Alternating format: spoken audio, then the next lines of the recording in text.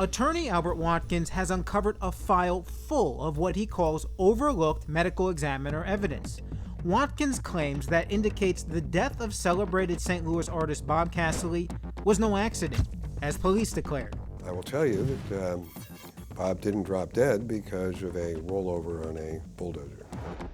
And Watkins has just submitted the evidence to the St. Louis Major Case Squad in the hope it will reinvestigate Bob's death as a murder. They were extraordinarily receptive to the additional evidence, the new evidence.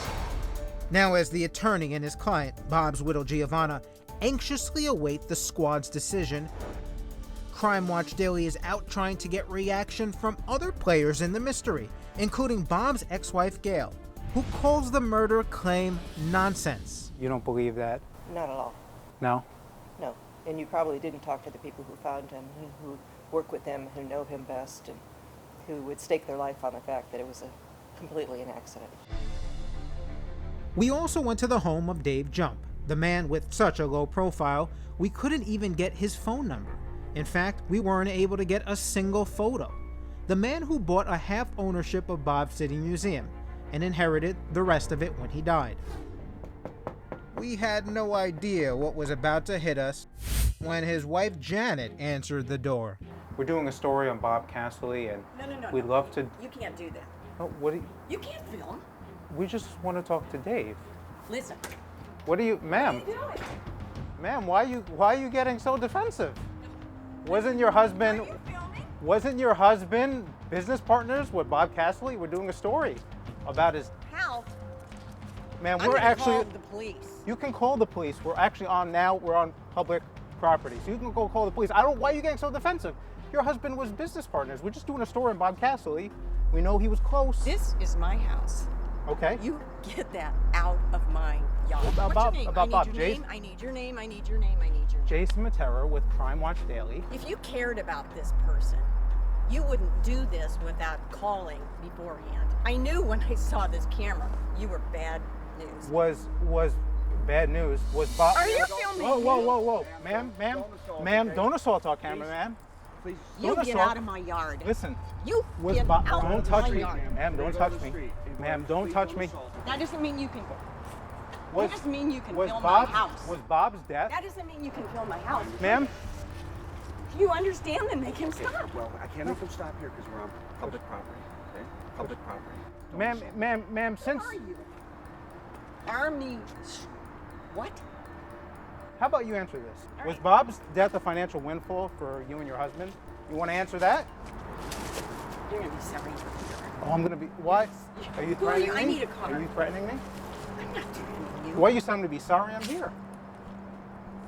Nice Did you and makeup your husband... job, by the way. I can't believe this is happening. We can't believe this is happening either.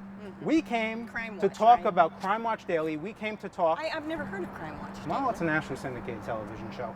We came to talk about Bob's untimely death. There's been some reports that it was not an accident, it was a murder. And since your husband was close to Bob, we wanted to see what he thought about it. And you start flipping out. Here. You can call your husband. It's amazing. Bob may have been murdered. In fact, that's the findings of a renowned physician at Washington University. And we talked to Max, we talked to Gail. I have Crime Watch Daily And now she's calling the cops on us, Dave Jump's wife.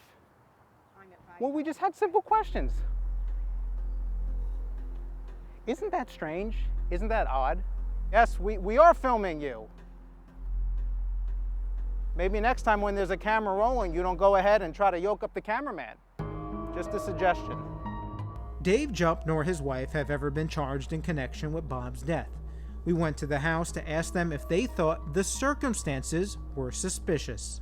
Now, attorney Albert Watkins has just received news that the St. Louis Major Case Squad, looking at the medical examiner's photographs and evidence he presented to them in Bob's death, have made a shocking discovery. They found out, remarkably, despite the fact that these photographs were taken and numbered and marked, that nobody in law enforcement in the city of St. Louis took a blood sample and preserved that. So, Unbelievably, detectives have nothing to compare the blood on the rock lying near the bulldozer in which Bob was found dead, and which Watkins believes is the murder weapon. There is no blood, thus there is no DNA.